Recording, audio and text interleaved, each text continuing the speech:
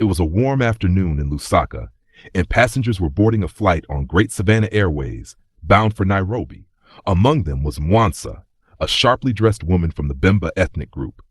As she stepped onto the plane, she paused to look at the pilot greeting passengers near the cockpit. Her lips tightened in disapproval. "Shouldn't you be helping load the luggage instead of standing here?" The pilot, a tall man with calm confidence, smiled. "I'm Captain Twaambo. I'll be flying you to Nairobi today. I've been a pilot for over 30 years. Mwansa's eyebrows shot up in disbelief. "You're serious? They actually trust someone like you to fly this plane?"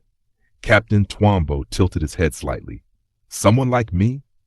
You know exactly what I mean," she muttered under her breath.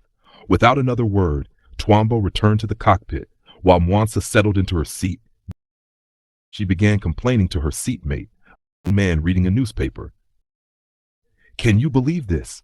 They let a Tonga pilot fly this plane. I just know we're going to be late or worse." Everyone knows people like him aren't cut out for things like this. They're better at herding cattle or farming. Flying planes? That's Bemba work, responsible work.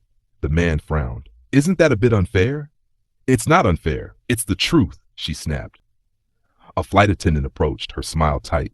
"Is everything all right, ma'am?" "No, it's not," Mwansa exclaimed.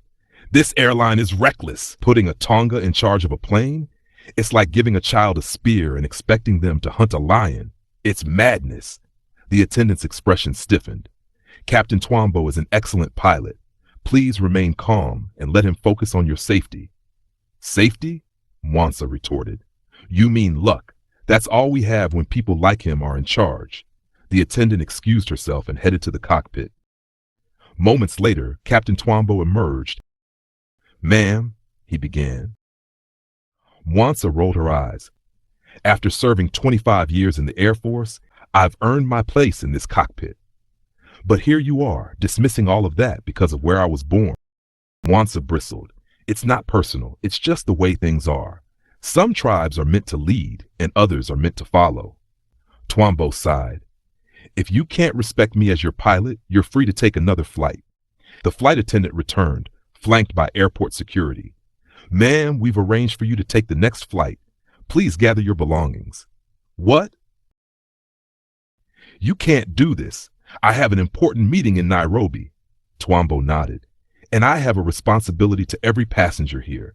I won't let your prejudice put that at risk." As Mwansa was escorted off the plane, the passengers erupted in applause.